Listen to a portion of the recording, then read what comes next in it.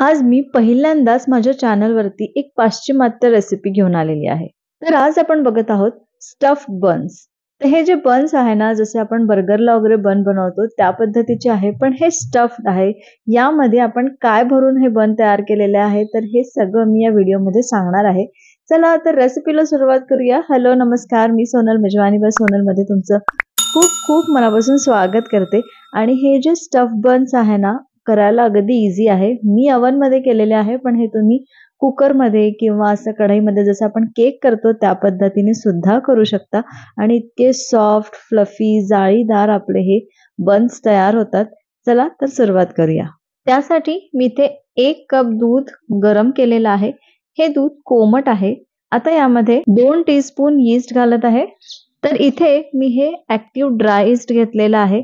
तर याला प्रूफिंगसाठी किंवा ह्याला ॲक्टिव्हेट होण्यासाठी थोडासा वेळ लागतो, एक 10 मिनिटं. त्याच्यामुळे आता या दुधामध्ये आपण हे 2 टीस्पून यीस्ट घालू. सोबतच यामध्ये 2 टेबलस्पून मी इतकी साखर घालत आहे आणि थोडंसं चिमूटभर यामध्ये मीठ घालू. हे छान मिक्स करू आणि यावरती झाकण ठेवून एक 10 मिनिटं बाजूला ठेवू. इथे 10 मिनिटं झालेली आहे आणि तुम्ही बघू शकता आपलं यीस्ट पण ॲक्टिव्हेट झालेलं आहे. आता यामध्ये मी सुरुवातीला मीठ न टाकता आता आपण मीठ घातलेलं आहे आणि यामध्ये 1 कप गव्हाचं पीठ घालू. 1 कप मी इथे मैदा पण घेतलेला आहे. दोन्ही पण चाळून घ्यायचं आहे आणि इथे प्रमाण तुम्ही दोन्ही पण बदलवू शकता. मी इथे अर्ध-अर्ध घेतलंय, म्हणजे गव्हाचं पीठ आणि मैदा घेतलेला आहे. तुम्ही फक्त मैद्याचं पण करू शकता किंवा फक्त गव्हाच्या पिठाचं पण करू शकता. 1 कपाला 1 टीस्पून इतकं यीस्ट अगदी परफेक्ट प्रमाण आहे. छान प्रूफिंग होतं आणि व्यवस्थित आपली जे काही बन बनवणार आहोत किंवा ब्रेड बनवणार आहोत तर ती अगदी छान जाळीदार होते. आता यामध्ये मी थोडंसं मीठ घातलं चवीपुरता आणि आता हे सगळं मळून घेऊ. हलक्या हाताने मळून घ्यायचं आणि अगदी सैलसर असं आपल्याला हे एक पीठ तयार करून घ्यायचंय किंवा डो तयार करून घ्यायचा आहे. तर जसं जसं पाणी लागेल तसं तुम्ही पाणी नंतर ऍडजस्ट करू शकता किंवा ऍड करू शकता. तर इथे सुरुवातीला आपण 1 कप दूध घेतलं होतं, त्यावरती मला अगदी 2-3 टेबलस्पून नंतर अजून पाणी लागलेलं आहे. आता हे छान मळून घ्यायचं आहे. आता इथे हे मळण्यासाठी आहे ना, मस्त प्लॅटफॉर्मवरती, किचन प्लॅटफॉर्मवरती आपल्याला हे मस्त मळून घ्यायचं आहे. त्यासाठी मी हे पुसून घेतलं आणि थोडं थोडं बटर ऍड करून हे मस्त मळून घेतलेलं आहे या पद्धतीने.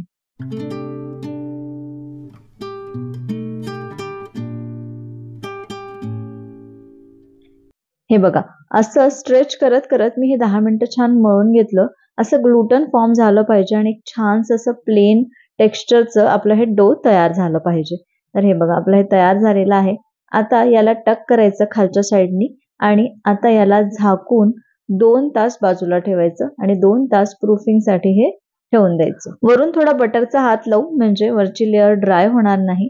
आणि याला कुकरमध्ये छान असं गरम जागेमध्ये याला ठेवून देऊ, म्हणजे पटकन प्रूफिंग होणार. मग तुम्ही 1 तास जरी ठेवला ना तरी चालेल. आता आज मी हे या हॉटपॉटमध्ये ठेवणार आहे, पण कुकर सगळ्यांच्या घरी असतो म्हणून मी कुकरमध्ये सांगितलं. कुकरमध्ये अगदी अजिबात हवा लागत नाही आणि प्रूफिंग खूप छान होतं. आता हे हॉटपॉट आहे तर ते पण पॅक असतं, त्याच्यामुळे मी यामध्ये ठेवणार आहे आणि याचा रिझल्ट पण मी तुम्हाला शेवटी दाखवते. आता आपण हे बाजूला ठेवू आणि या पावमध्ये किंवा या बन्समध्ये स्टफिंग जे भरणार आहोत ना ते तयार करायला घेऊ. त्यासाठी मी एका पॅनमध्ये 2 टेबलस्पून बटर घेतलं. बटर छान मेल्ट झालं की यामध्ये एक छोटा कांदा बारीक चिरून घेतला, तो घातला. तो 1 मिनिट परतवून घेऊ. हा कांदा थोडासा सॉफ्ट झाल्यानंतर मी यामध्ये 200 ग्राम इतकं पनीर असं छोट्या छोट्या क्यूब्समध्ये कट करून घेतलेलं आहे, हे घालू.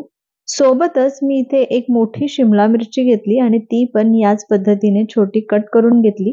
थोडी छोटी मोठी कशीही केली तरी चालेल किंवा क्यूब आपलं जे पनीर आहे ना त्याच्या साईजची केली तरी चालेल.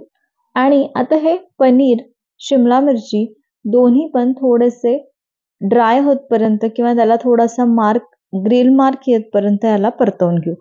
इथे गॅस आपल्याला मोठा ठेवायचा आहे आणि मोठ्या गॅसवरती फक्त 2 मिनिटं याला परतवून घ्यायचं आहे. तर हे बघा, पनीरवरती पण किती छान ग्रिल मार्क्स आलेले आहे ना. असंच थोडंसं आपल्याला हे असे करपवून द्यायचे आहे. फक्त 1 ते 2 मिनिटं लागतात. जास्त याला खूप वेळपर्यंत कमी गॅसवरती परतवायचं नाही, नाहीतर मग ते हे जे पनीर आहे ते असे चिवई होतात आणि असे कडक लागतात. तर आपल्याला खूप ड्राय पण करायचं नाहीये, कारण आपल्याला हे जे बन्स आहे ते आपल्याला परत बेक करायचं आहे. मग त्यावेळेस पण हे पनीर खूप ड्राय नको व्हायला, म्हणून फक्त आपण 1 ते 2 मिनिटं हे परतवून घेतलं. आता यामध्ये चवीपुरतं मीठ घालू, थोडे चिली फ्लेक्स घातले, थोडं इथे आपण ऑरेगॅनो घालू किंवा पिझ्झा सीझनिंग असतं ना ते घालू आणि मीठ जे आहे ते अगदी थोडंच घालायचं आहे, कारण यामध्ये आपल्याला हे सॉस घालायचं आहे. तर हे तंदुरी सॉस किंवा तंदुरी मेयोनीज असतं ना ते यामध्ये घालू. त्याने आपल्या या पनीरला किंवा आपल्या या बनला मस्त असा तंदूर फ्लेवर येईल. तर तंदुरी फ्लेवरचे हे पनीर स्टफ बन्स आपण आज तयार करणार आहोत. इथे मी एक सजेशन देईन, 1 टेबलस्पून इथे थोडासा टोमॅटो केचप सुद्धा घाला. मी घातला नाहीये, पण मला नंतर जेव्हा मी टेस्ट केलं ना, तेव्हा असं वाटलं की यामध्ये 1 चमचा टोमॅटो केचप पण घालायला पाहिजे होतं. तर ते जरूर घालाल. तर हे बघा, मस्त आपलं हे पनीरचं स्टफिंग तयार झालेलं आहे. खूप ड्राय करायचं नाही. आता मी गॅस बंद केलेला आहे आणि त्यानंतर हे सगळे जिन्नस यामध्ये घातले आहे, जसं की मीठ आणि चिली फ्लेक्स वगैरे सगळं आणि सॉस वगैरे पण घातल्यावर किंवा हे मेयोनीज घातल्यानंतर पण अजिबात गॅस सुरू करायचा नाही. नाहीतर जेव्हा आपण बन बनवतो ना, तर हे जे पनीर आहे ते खूप ड्राय होऊ शकतात. आता यामध्ये मी 2 चीजचे क्यूब्स असे किसून घेत आहे.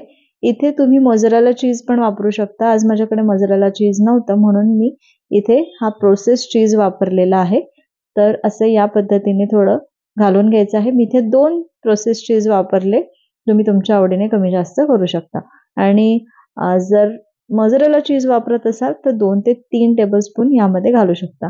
आणि इथे हे लक्षात ठेवायचं आहे की जेव्हा चीज घालतो तर हे जे आपलं स्टफिंग आहे ना, हे थोडंसं गार किंवा कोमट असायला पाहिजे, खूप गरम असायला नको.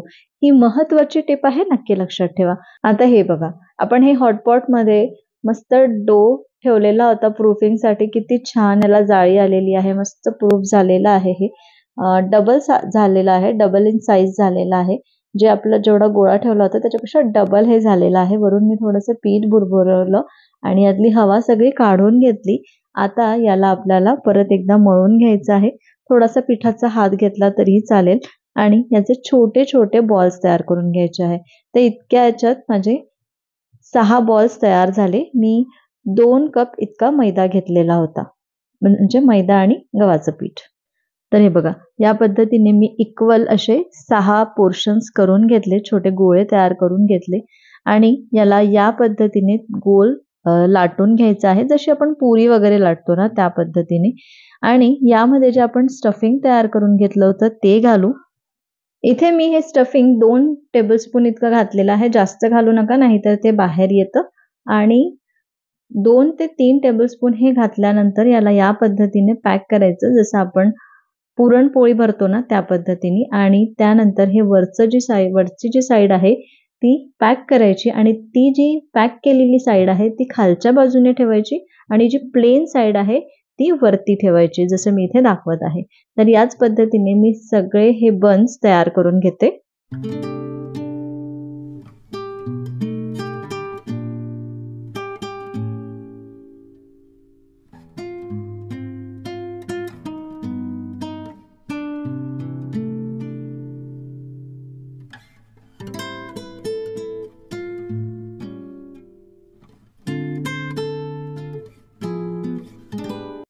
हे सगळे बन्स तयार झाल्यानंतर याला झाकून अर्धा तास असंच ठेवायचं. तर हे बघा, या पद्धतीने मी नॅपकिन झाकून ठेवला होता आणि हे परत थोडंसं साईज याचा वाढलेला आहे.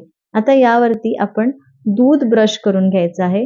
जर नॉनव्हेज करत असाल ना, तर तुम्ही अंड्याचं जे आपण अंडा फेटतो, येलो जो भाग असतो ना, तो ब्रश करायचा. पण आज आपण हे व्हेज करणार आहोत. तर म्हणून इथे मी दूध लावून घेत आहे, म्हणजे जी वरची बाजू आहे ना, त्याला रंग खूप छान येतो. आणि सोबतच मी इथे थोडेसे तीळ घालून घेते. मग व्हाईट सेसमे म्हणजे पांढरे तीळ घाला किंवा काळे तीळ घाला, मस्त दिसतात, दिसायला सुंदर दिसतात. आता याला प्रीहीटेड ओव्हनमध्ये 180 डिग्रीवरती 20 मिनिटं करायचं आहे. सुरुवातीला 15 मिनिटं आपण सेट करू आणि जर रंग आला नाही किंवा शिजलं नाही तर मग आपण चेक करून घ्यायचं आणि त्यानंतर परत 3 ते 4 मिनिटं याला बेक करायचं आहे. हे बघा, आपले बन्स तयार आहे आणि तुम्ही बघू शकता किती मस्त रंग आलेला आहे. वरून किती छान क्रिस्पी झालेले आहे. पण बन पाव कसे असतात, सॉफ्ट असतात. जरीही वरून त्याचा रंग आलेला असेल तरीही ते सॉफ्ट असायला पाहिजे, कडक नको. कारण आपण जेव्हा बाजारातून पाव वगैरे आणतो तर ते कसे सॉफ्ट असायला पाहिजे. तर त्यासाठी आपल्याला इथे सुरुवातीला याला वरून बटर लावून घ्यायचं आहे आणि याला झाकून 10 ते 15 मिनिटं असंच ठेवायचं आहे. त्याच्यामुळे काय होतं, जी काही कुकिंग प्रोसेस आहे ती पण थोडीशी चालू राहते आणि गरम पण भरपूर असतं आणि हे सॉफ्ट होण्यामध्ये मदत होते. हे बघा, हे बटर लावून झाकून आपण 10 मिनिटं ठेवलं आणि तेवढ्या वेळामध्ये हे जे बन्स आहे आपले ते एकदम तयार आहे आणि छान सॉफ्ट झालेले आहे. आता असं वाटत असेल की हे खाली चिटकले आहे, तर अजिबात नाही. याला थोडंसं असं हलक्या हाताने काढलं ना की हे निघतं आणि यामध्ये जे काही पेपर आपण वापरतो तर खाली पार्चमेंट पेपर किंवा बटर पेपर किंवा ओव्हनमध्ये जो पेपर वापरला जातो तो पेपर आधी घालायचा आणि त्यावरती हे बन्स ठेवायचे. आणि हे बघा, मी तुम्हाला एक तोडून दाखवते. आहाहा, काय मस्त झालंय. यामध्ये आपण प्रोसेस चीज घातला आहे. जर तुम्ही मोझरेला चीज घातलं ना तर मस्त चीज पूल होणार आणि हे पनीर स्टफ बन्स तयार होणार. बघितलंत ना, दिसायला पण इतके सुंदर आहे आणि खायला तर इतके अप्रतिम झाले होते. ब्रेड पण व्यवस्थित शिजलेला आहे, छान जाळी आलेली आहे. तर इथे मी ज्या काही टिप्स सांगितल्या आहेत त्या नक्की लक्षात ठेवा. इथे जे प्रमाण सांगितलं आहे ते पण अगदी परफेक्ट आहे. तुम्ही बघू शकता खालून वरून याचा रंग किती छान आलेला आहे. आणि याच पद्धतीने करून हे आपण जसं केक बेक करतो कढईमध्ये त्याच पद्धतीने हे करायचं. ताटामध्ये हे ठेवून द्यायचे आणि कढईमध्ये खाली मीठ घालून याला याच पद्धतीने बेक करायचं जसं आपण केक बेक करतो. तर प्रीहीट कढईमध्ये आपल्याला एक अर्धा तास लागू शकतो. गॅस जो आहे तो मीडियम ठेवायचा आणि मीडियम गॅसवरती अर्धा तास हे बेक करायचं. तर आपलं हे ओव्हनमधले मस्त असे पनीर स्टफ बन्स तयार आहे. तुमच्या मुलांना नक्की आवडेल. एकदा नक्की ट्राय करून बघा.